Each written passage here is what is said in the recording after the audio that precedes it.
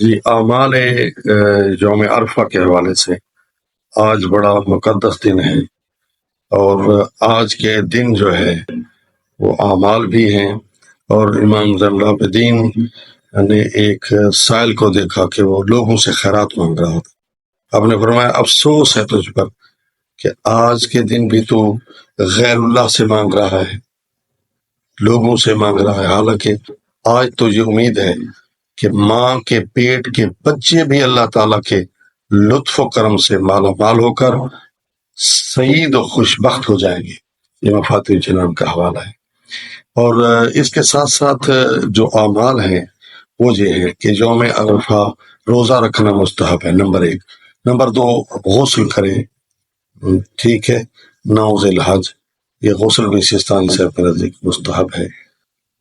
تیسرا یہ ہے کہ زیارت امام حسین پڑھے، اور اس کا ثواب یہ ہے کہ 1000 حج، 1000 عمرہ، 1000 جہاد، بلکہ اس سے بھی زیادہ ہے۔ اور اس زیارت کی فضیلت میں بہت سی متواتر حدیثیں نقل ہوئی ہیں۔ امام صلی اللہ علیہ وسلم کی زیارت پڑھے گا تو 1000 حج کا، 1000 عمرے کا ثواب ملے گا۔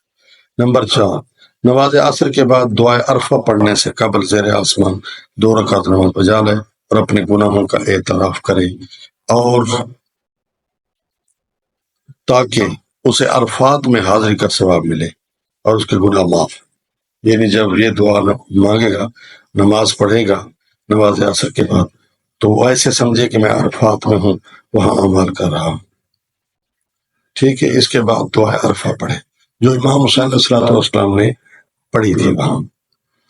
اور اس کے بعد زوال کے وقت نماز ظہر عصر کے بعد 2 رکعت نماز بجا لائے، اور اس میں الحمد کے بعد سورہ جو ہے کافرون کی تلاوت کرے، اور اس کے بعد 4 رکعت نماز توضو کر کے پڑھے، جس میں سورہ الحمد کے بعد سورہ اخلاص کی تلاوت کرے اور پھر دعا مانگے۔ تو یہ اعمال ہیں، آپ جو ہے ان کو کیجیے گا اور ابدی سعادت حاصل کیجیے گا، کیونکہ یہ لمحات ہوتے ہیں جب اللہ تعالیٰ انسان کو معاف کرنا چاہتا ہے، اس کی کمزوریاں، اس کی غلطیاں، تو ان سے فائدہ اٹھائیے گا اور دنیا اور آخرت کی کامیابی حاصل کریں۔ دنیا کے بھی آپ کو فوائد ملیں گے، آخرت میں بھی آپ کو جو ہے گناہ معاف ہوں گے اور جنت ملے گی۔ السلام